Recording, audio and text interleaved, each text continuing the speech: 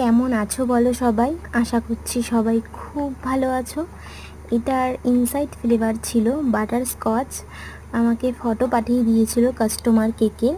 এটা একটু টল কেক ছিল, বলেছিল একটু হাইট করতে, টল করতে। ডিজাইনটা আমাকে পাঠিয়ে দিয়েছিল, তো আমি তেমনটাই করেছিলাম। 1 পাউন্ডের মধ্যে ছিল কেকটা। দেখো কতটা সুন্দর লাগছে কেকটা দেখতে, শেষ অবধি দেখো তাহলে তোমরা বুঝতে পারবে। কেকটা কিন্তু ভীষণ ভালো লাগছে। আর সত্যি কথা বলতে আমার অনেক দিন থেকে খুব ইচ্ছে ছিল যে এরকম একটা টল কেক করব। তবে টল কেকটা খুব একটা অর্ডার আমি সত্যি বলতে পাই না, আমাদের এখানে তো পাই না। সবাই বলে 1/2 পাউন্ড নিলেও বলে যে টল না করতে, একটু চ্যাপটা ফ্ল্যাটের মধ্যে করতে। তো তেমনটাই বলে, যেমনটা বলে আমি তেমনটাই করে দিই। তো এই কেকটা যে নিয়েছিল সে বলেছিল তুমি এটা 1 পাউন্ডের মধ্যে করবে, তবে টল করবে।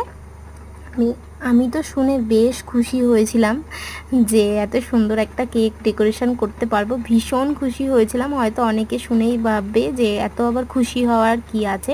তবে এরকম সত্যি বলতে কেক আমি সচরাচর অর্ডার পাই না, এরকম ডিজাইনের কেক আমি পাই না। তবে তাই আমি ভীষণ খুশি হয়েছিলাম যে এরকম একটা সুন্দর কেক ডেকোরেশন করতে পারবো। অর্ডারটা পেয়ে আমি ভীষণ খুশি হয়েছিলাম। যার জন্য নিয়েছিল তার নাম ছিল মিষ্টু। সে কিউট একটা গার্ল।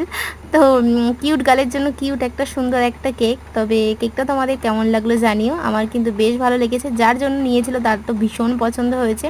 আর এটা 1 পাউন্ডের ওজনটা তোমরা দেখলে কি বলবো। আর যাই হোক, কেকটা তোমরা দেখে জানাও যে তোমাদের কেমন লাগলো। ভীষণ ভালো লাগছিলো দেখতে, বিশ্বাস করো আমার ভীষণ পছন্দ হয়েছিল। তোমাদের কেমন লাগলো জানিও। তো চলো টাটা, আবার দেখা হচ্ছে নেক্সট ভিডিও নিয়ে। ততক্ষণ খুব ভালো থেকো, সুস্থ থেকো।